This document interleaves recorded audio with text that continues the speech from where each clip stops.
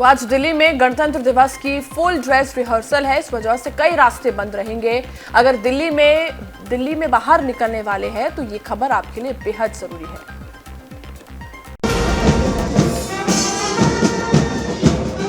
गणतंत्र दिवस का जश्न मनाने के लिए दिल्ली तैयार है। आज गणतंत्र दिवस के ऐतिहासिक परेड का फुल ड्रेस रिहर्सल किया जाएगा। दिल्ली ट्रैफिक पुलिस ने गाइडलाइन जारी की है।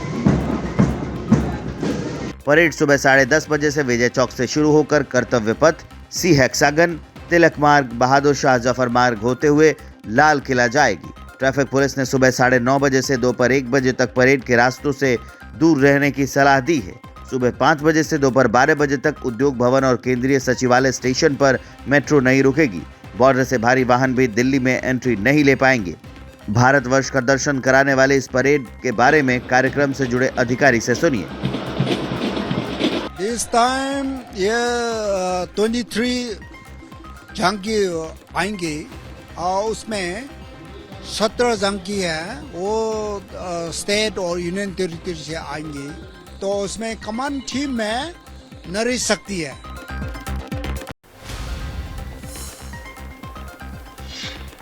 बड़ा सवाल कि क्या कोई पत्थर से लोहा बना सकता है, वो भी बिना मशीन के? जवाब जानने के लिए आप ये रिपोर्ट देखिए। क्या कोई पत्थर से लोहा बना सकता है?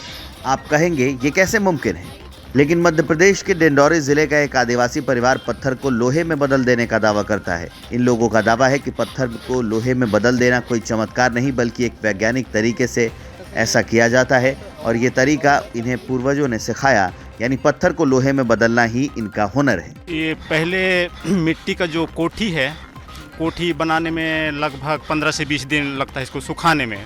उसको सुखाने के बाद फिर उसमें केवला और जो लोहे पत्थर है उसको दोनों मिक्स डालते हैं। लोहा अलग हो जाता है और जो बाकी जो लोहा नहीं है वो अलग हो जाता है। भोपाल के प्रसिद्ध मौलाना आजाद राष्ट्रीय प्रौद्योगिकी संस्थान में चल रहे इंडिया इंटरनेशनल साइंस फेस्टिवल में ये आदिवासी परिवार आया और छा गया। किसानों को देते थे पहले कुल्हाड़ी बनाने के लिए, और जो खेती किसानी का काश्तकार जो होता था वो माल देते थे पहले, अभी भी देते हैं।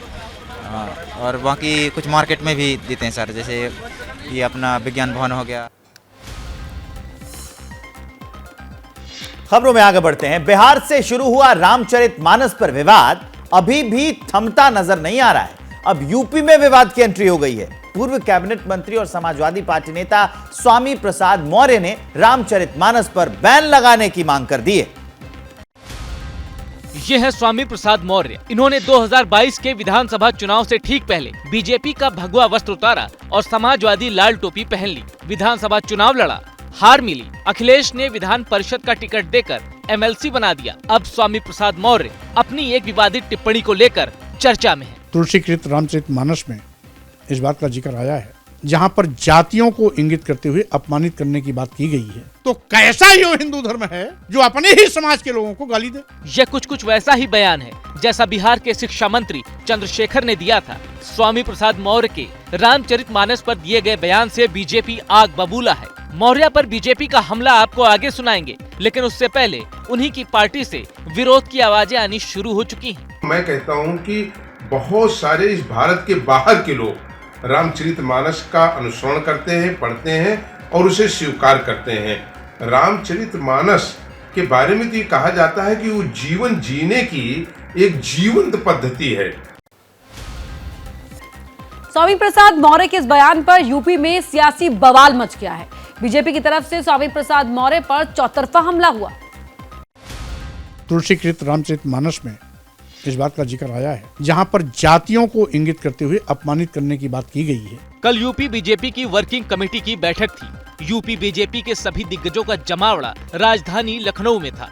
स्वामी प्रसाद मौर्य के खिलाफ यूपी बीजेपी के अध्यक्ष भूपेंद्र चौधरी ने मोर्चा संभाला। इस तरह का बयान कोई विक्षिप्त आदमी ही दे सकता है और इस समाजवादी पार्टी को तय करना है कि उनका बयान है या पार्टी का बयान है। बीजेपी की तरफ से चौधरी अकेले नहीं थे जिन्होंने स्वामी प्रसाद मौर्य पर सवाल उठाए हों। हालांकि बीजेपी के कुछ नेता स्वामी प्रसाद मौर्य पर पलटवार करते करते कुछ ज्यादा ही बोल गए। भागवत गीता जैसे पवित्र ग्रंथ है, उसी कुरान भी मुसलमानों का पवित्र ग्रंथ है, लेकिन किसी को कुरान पर टिप्पणी करने की हिम्मत है, सर तन से जुदा हो जाएगा। मुझे तो लगता है श्यामी प्रसाद मौर्य के डीएनए में खोट है। तुलसीदास जी की लिखी रामचरितमानस पर प्रशंसा उठाने वाले व्यक्ति को भारत से निकाल देना चाहिए, इनको पाकिस्तान भेजना चाहिए। देखिए, संत समाज भी स्वामी प्रसाद मौर्य के बयान पर हमलावर है। गुजरात के आणंद से लेकर यूपी के अयोध्या तक के संतों ने इसे आस्था का अपमान बताया है। ये जो ग्रंथ है, पहले बिहार में चंद्रशेखर और अब यूपी में स्वामी प्रसाद मौर्य रामचरितमानस पर सवाल उठा चुके हैं। संत समाज रामचरितमानस पर विवादित टिप्पणी को लेकर गुस्से में है। अखिल भारतीय संत समिति के महामंत्री स्वामी जितेंद्रानंद सरस्वती ने इसे वामपंथी टूल किट का हिस्सा बताया। भगवान राम और रामचरितमानस को लेकर जो टिप्पणी की गई, अखिल भारतीय संत समिति कठोर शब्दों में निंदा करती है, जिसमें कहीं न कहीं पूरे देश को अस्थिर करने के लिए हिंदू मानबिंदु उनके धर्म ग्रंथों को गालियां दी जाए। अयोध्या के संतों ने भी स्वामी प्रसाद मौर्य के बयान पर नाराजगी जाहिर की है। एक दो चौपाई पढ़ करके उसके प्रसंग जाने बिना कह देना कि कौन सा चौपाई किस प्रसंग में कही गई है, जो प्रतिबंध लगाने की मांग कर रहा है वो बिल्कुल गलत है। ऐसे लोगों को जीने का अधिकार नहीं है जो इस तरह की बयानबाजी कर रहे हैं। अगर उनको रामचरितमानस के विषय में कोई बात करनी है तो सार्थक बात करें। तो कहां हुई पहलवानों की घर वापसी और किसने दी ब्रजभूषण शरण सिंह को वार्निंग, देखिए इस रिपोर्ट में। कोई बैंगलोर से आया था, कोई छत्तीसगढ़ से, तो कोई हरियाणा से।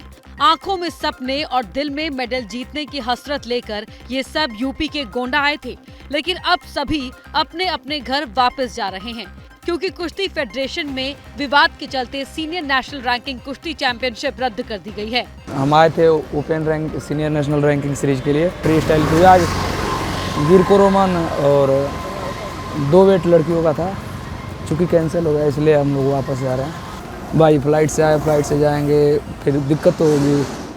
उधर रोहतक में पूर्व सीएम भूपेंद्र सिंह हुड्डा ने ब्रजभूषण शरण सिंह को मानहानि की वार्निंग दी है।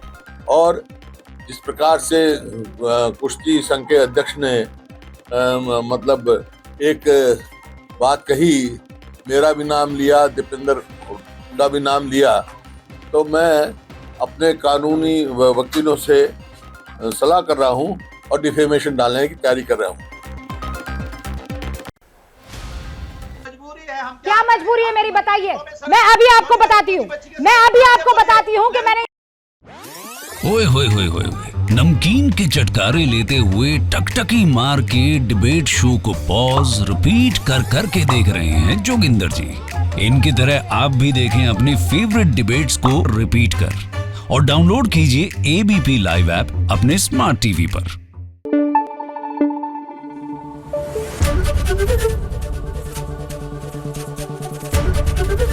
एबीपी न्यूज आपको रखे आगे।